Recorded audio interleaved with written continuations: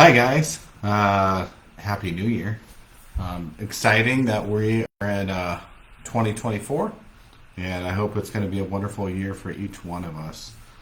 So today, I'm excited to talk to you guys about a topic that I'm very passionate about, and a topic that I think could really revolutionize and change your health.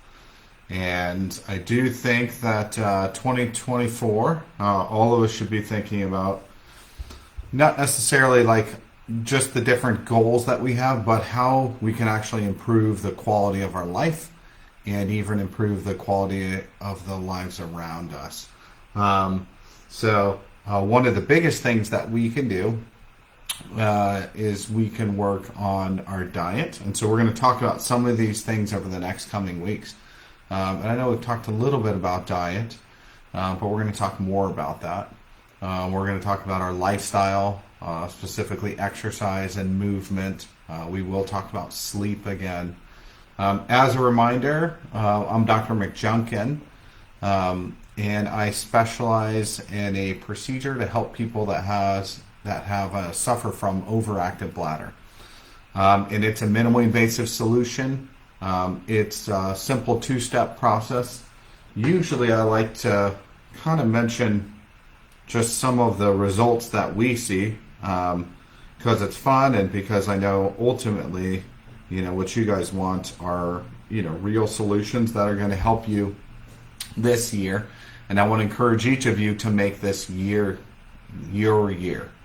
So make this the year that you can stamp and say, I did something for myself and it really changed the quality of my life. So I'm going to briefly talk about a man and a woman that tried the therapy. And so remember, there's two steps to what I do. The first step is to try it out. It takes about 10 or 15 minutes. It's an x-ray guided procedure. A woman who was trying it was going frequently throughout the day, and almost every hour, and then she was getting up frequently at nighttime, and then she also had some bowel incontinence as well, so urinary and bowel incontinence. So she's trying the therapy right now.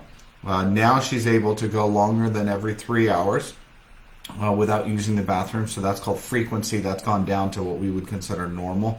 Night urination has gone down to once per night.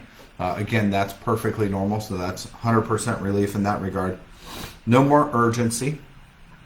Leaks are minimal, if any, and only one pad change over the last week. And then bowel incontinence issues are better as well. So that is a huge home run for her, and I'm excited for her. And then I also have a gentleman, and he was getting up. He was miserable. He was getting up roughly 6 to 8 times a night to go to the bathroom. So his intervals are now every 2.5 hours, which is basically normal. His time has been cut in half. Nighttime was cut in half. He was getting up 10 times a night, and now he's getting up 4 times a night. So I don't know if that's necessarily cut in half, but that's a little better than half. No more urgency, barely any leakage at all. Maybe one pad change throughout a day, and he previously was kind of leaking throughout. So those are some of the miracles that we get to see and that we love to see, and it's the reason we do what we do. But today we are going to talk about root causes, and I just think this is so important, and unfortunately most of modern medicine has forgotten all about root causes. So medicine, as you know, is highly divided. We specialize in certain things, and I'm highly specialized. This is the procedure that I do that I just explained to you. But we kind of forget along the way, where is all this disease coming from? What is the underlying root cause? And so today, I know we've talked about, for overactive bladder, one of the root causes is inflammation. We said that's one of the root causes for all disease states. And then we also talked about that inflammation long-term can damage the bladder itself, the muscle, and also damage the nerves. What we do works on helping the nerves to transmit proper signals and basically restores a normal function of the bladder. But we're going to talk about something called PUFAs today. And one of the things I want to encourage you with before we get started, I'm going to give you a lot of medical info, and I'll put a lot of it in the show notes. And this is a working theory that I have. I don't think anyone else, I think I'm, I guess, the first person to ever put these things all together. But you can look at the data yourself and make up your own decision. You don't have to believe me. We are going to look at PUFAs. And so the real question is, are they the root cause of overactive bladder for most people? And so you might say, well, what are PUFAs?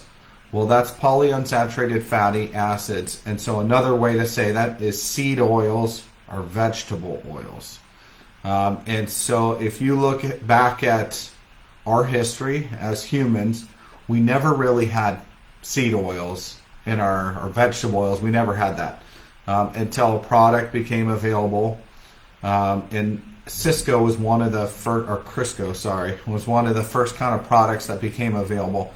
One of the things that they found early on is that these vegetable oils would lower LDL cholesterol.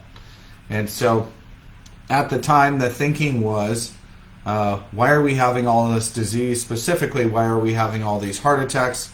Cholesterol must be the really bad guy, and LDL, you guys have heard this before, is called bad cholesterol, and HDL is called good cholesterol.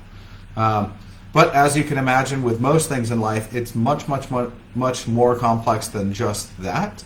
And so basically these seed oils started getting pushed as heart healthy, and you can, they basically still, like if you look at a box of Cheerios, it has seed oils in it, and they'll say heart healthy on it, promotes good cholesterol. And so what it does is it lowers your LDL cholesterol. Now, I'm going to mention, they call them the hateful eight or the dirty eight. I'm going to mention these different seed oils by name so you kind of know what they are. Canola oil, corn oil, cottonseed oil, soy oil, sunflower oil, safflower oil, grapeseed oil, and rice bran oil. So those are the hateful eight seed oils. And one of the things I want to encourage you this year is maybe try to come off of all seed oils for about 2 weeks and see how your body feels. So for 2 weeks, and then I'm going to explain why these things cause problems. Okay, so what we're going to try and cover today is, are PUFAs, seed oils, vegetable oils, the root cause of overactive bladder?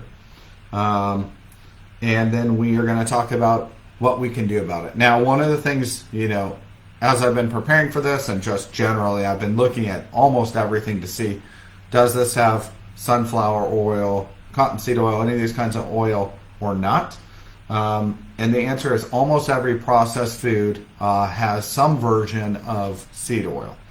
And so if you do take me up on the challenge for the next 2 weeks, try and limit what you eat to non-processed foods.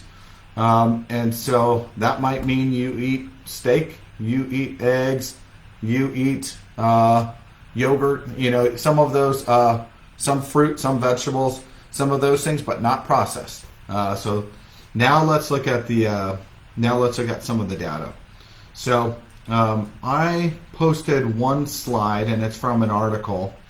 But basically it says, and remember, what our overlying hypothesis is that inflammation to the bladder and to the nerves cause nerve damage, and that's what causes overactive bladder, right? I think that's pretty well understood in the literature. Here's a research study: bladder hyperactivity induced by oxidative stress and bladder ischemia. A review of treatment strategies with antioxidants. Okay, so oxidative stress. You guys have all heard of antioxidants like vitamin C, but oxidative stress is what happens when these polyunsaturated fatty acids get into our body. They become oxidized. Oxygen breaks them down, and so oxidization is basically rust. So it breaks down the molecular structure, and then it creates what we call free radicals. And so these free radicals end up attacking everything. And so they'll attack cellular membranes, muscle membranes, And so there's different ways that we can replicate oxidative stress in a lab. One of them is we can cause ischemia, where we decrease the blood flow to something. The other way we do it is we cause hypoxia, where we decrease the oxygen to something. And then that basically creates this problem. So one of the slides that I already posted is called the redox balance. And oxidative stress. So if you have more oxidative stress in your life, basically you are prone to getting more diseases. You have arthritis, you might have overactive bladder, you could have thyroid problems, you could have, chronic pain problems, back pain, neck pain, and the list goes on and on and on. And so this is a study that looks at that, and it actually looked at one of the things, could we give antioxidants to people, and would that help? And they did see some modest benefits. Okay, let's look at another one. This is one, have you guys heard of Cialis before? So it is a medication that's used for people, generally for men who have erectile dysfunction. And so it's similar to Viagra, a little longer acting. And it actually works on nitric oxide. And nitric oxide vasodilates and basically opens up blood flow. And that's how it helps people with erections. But interestingly enough, what they looked at is they looked at people with overactive bladder. Specifically, they were looking at men in this study. And they looked at oxidative stress markers in those people. And what they found is that the people with overactive bladder had a lot more oxidative stress than the people who were the control group who didn't have overactive bladder. And so what that means is their bodies had more oxidative stress that was causing inflammation. And what they found with this particular drug, with Cialis, is it actually increased, it opened up blood vessels and increased blood flow. Because remember, we said that hypoxia, not getting enough blood, is one of the problems that can cause oxidative stress. This opened up blood flow and actually helped people with overactive bladder. So that's not currently being used as a treatment. Here's another one. Green tea catechins decrease oxidative stress. So green tea has a lot of antioxidants. That was used for oxidative stress in a rat model with rats with overactive bladder, and that improved their symptoms. Okay, here's another one. Oxidative stress and neurodegeneration in the ischemic overactive bladder. Okay, so ischemia, and I want to give you guys ischemia again, decreasing the blood flow and doesn't have enough blood flow. But I also want to encourage you guys, if there's a really high overlap with overactive bladder and other problems that cause hypoxia or ischemia, specifically sleep apnea. So if you have overactive bladder and you snore a lot, you should get checked to see if you have sleep apnea. And that actually could help some of your overactive bladder symptoms. But we know sleep apnea really affects you in a negative way, really shortens your lifespan. So if you have that condition, you should get checked and treated. Oxidative stress and neurodegeneration in the ischemic bladder. Ischemia may have a role in bladder neuropathy or bladder nerve damage. Overactivity under ischemic conditions produces noxious oxidative products in the bladder. So basically, one of the problems that you can have is if you're not getting enough oxygenation, again, the ischemia, then you create all this oxidation because you're not able to clear these things out because you don't have a good blood supply. Okay, here's another one.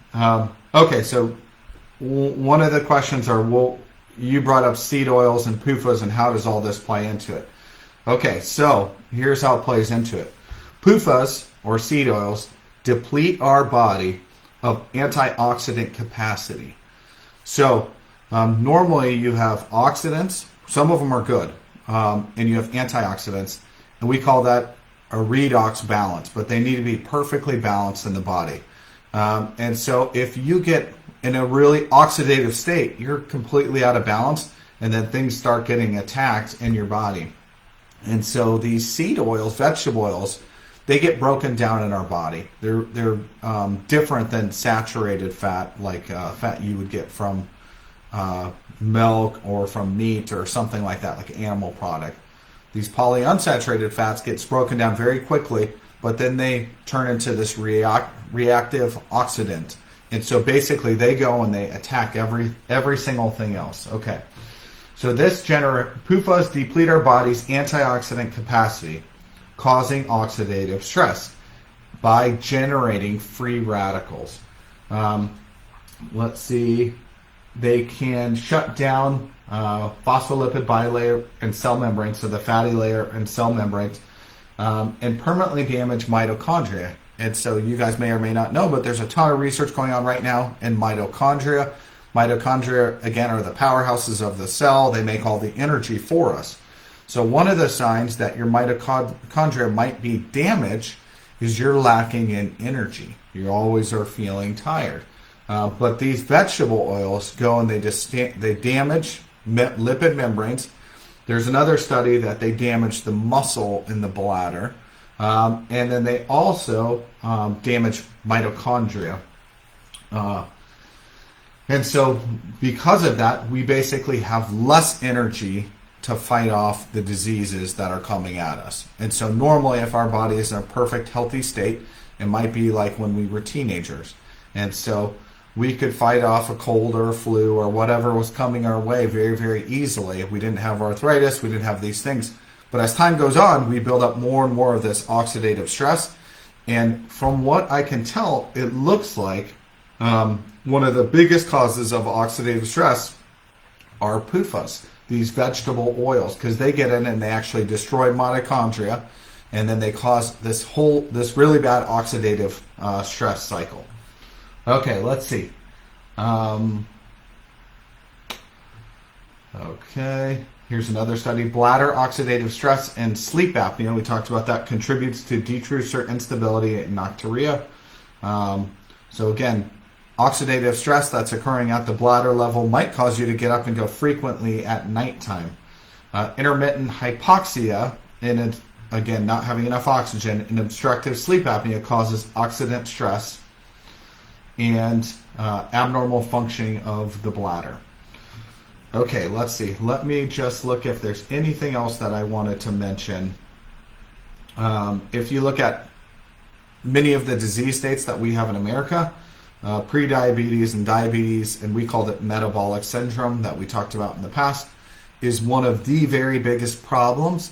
Metabolic syndrome, if you look at the consumption of sugar, which are carbohydrates, of fat, of protein, or of seed oils, it has the best correlation with seed oils. So when seed oils started to become more and more popular in America, diabetes and prediabetes and metabolic syndrome started to explode, and that's when we saw some of these other diseases. And so one of the other diseases that's been well studied, a lot better than overactive bladder, is macular degeneration, where part of the retinal lining gets damaged with oxidative stress.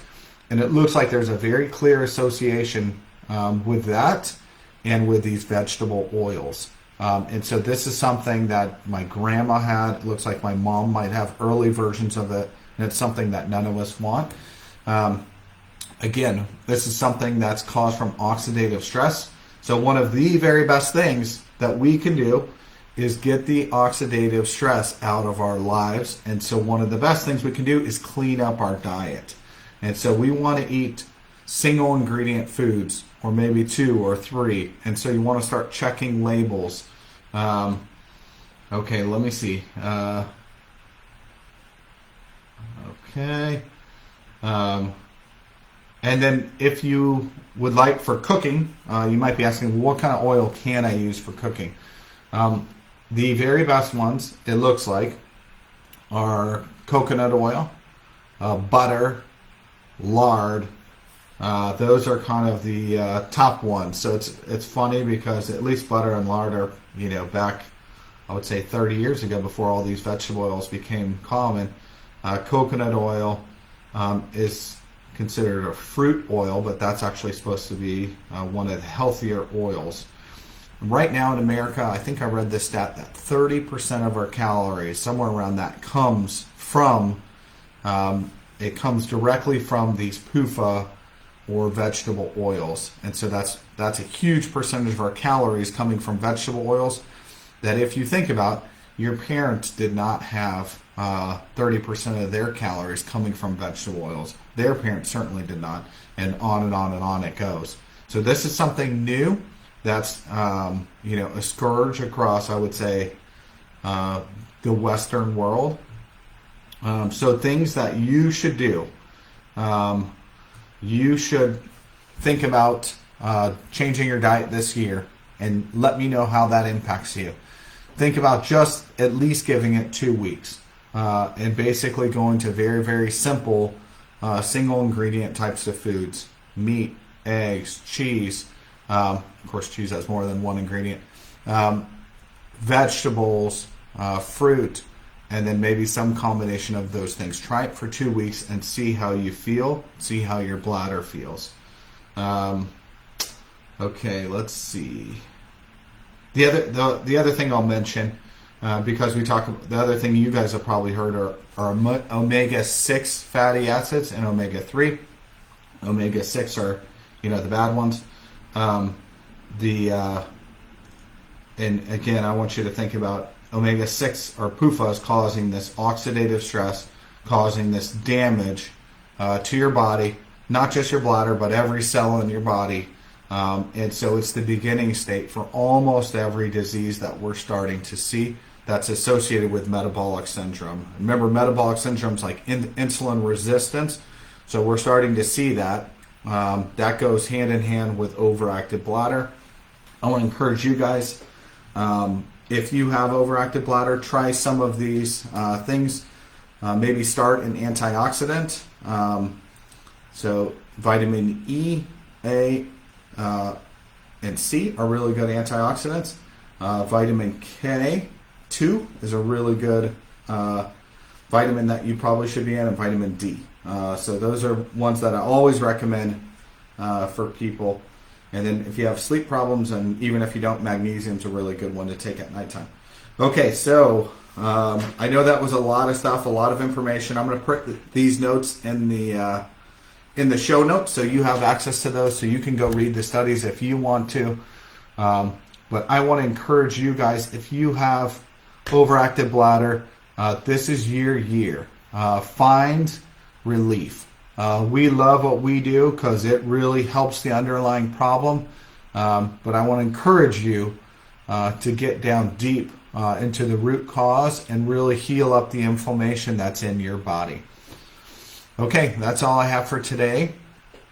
God bless you guys and have a wonderful week. Thanks so much.